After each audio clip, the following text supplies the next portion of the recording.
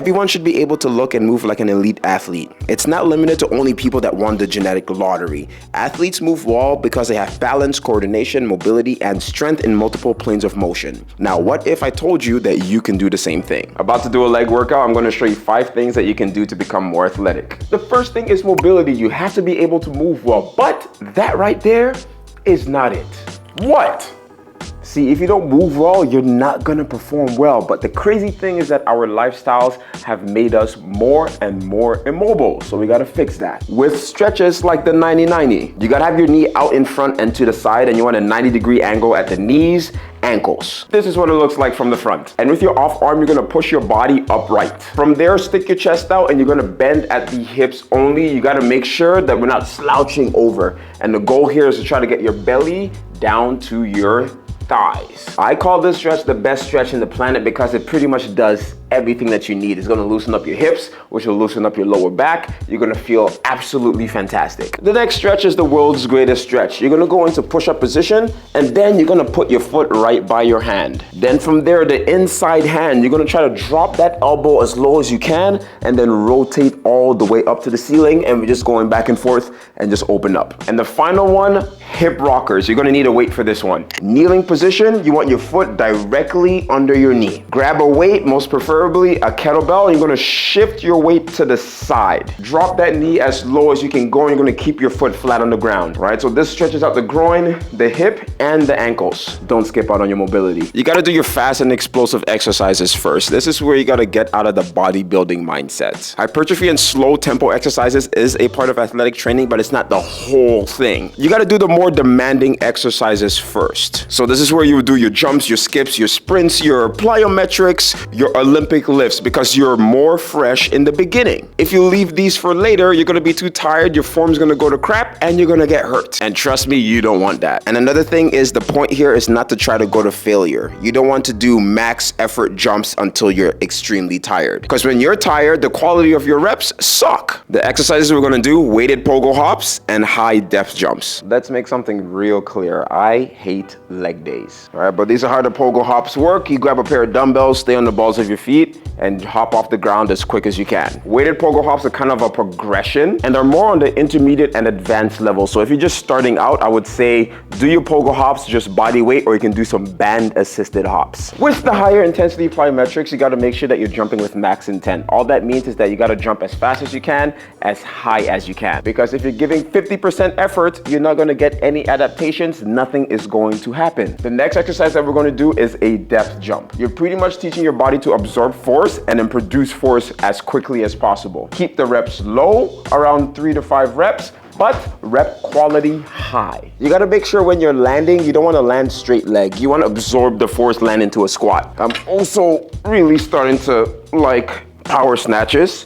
You know, exercises like this just teaches your body to produce force really quick. If you're gonna grab a barbell, you're gonna start off with a wide grip. Keep the bar close to you, pretty much stuck to your thighs. And basically the move from there is you're gonna go into triple extension, pretty much extending the hips, knees, and ankles all at the same time. And then while you're doing that, you're gonna drive up with the elbows and then smoothly transfer the barbell overhead. All right, so it pretty much looks like that. But you gotta be careful because you need a pretty good amount of shoulder mobility and strength, because if not, you're gonna mash your shoulders up. You pretty much wanna be able to lift light weights really fast and progress into lifting heavier weights fast as well. And you don't have to do a power snatch. You can do other exercises like high pulls, trap bar jumps, box squats, but explosive style. After the explosive stuff, this is where you wanna strength train. Pretty much try to get as strong as possible. There is no such thing as too strong. Always start off with full range of motion lifts. You have to be strong in all ranges. There are also 2 types of strength. You have absolute strength, which is how much weight you can lift,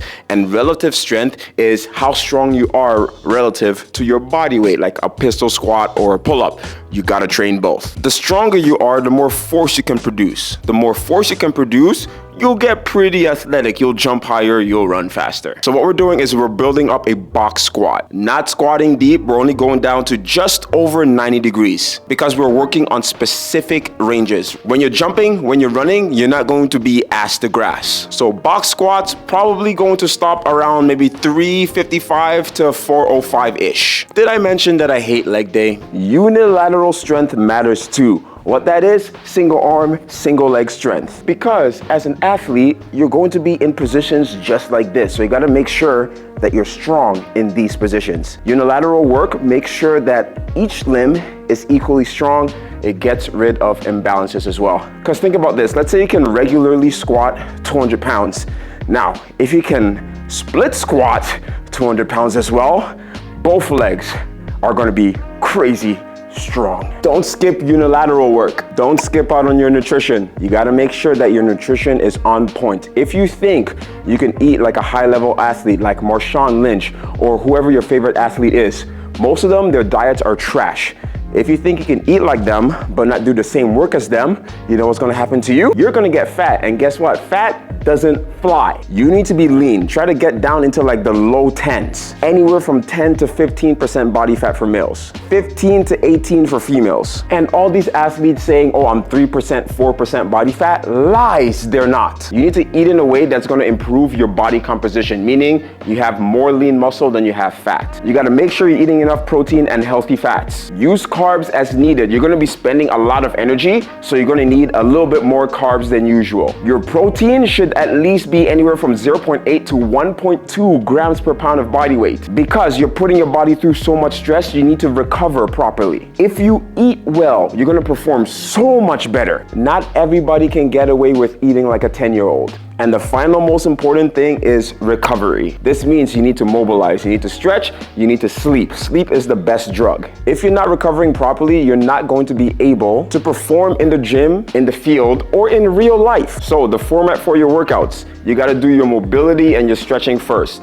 Then you have to do your explosive and fast lifts. Then you can go into your strength exercises. Don't forget unilateral work. After that, if you want to do some isolation, some hypertrophy work, that's where you can do that. And then in the end, if you want, you can do some conditioning just to burn a little bit more calories and get your heart healthy. But that's pretty much how it works. If you want to be athletic but also look aesthetic with a nice ass body, this is how you train.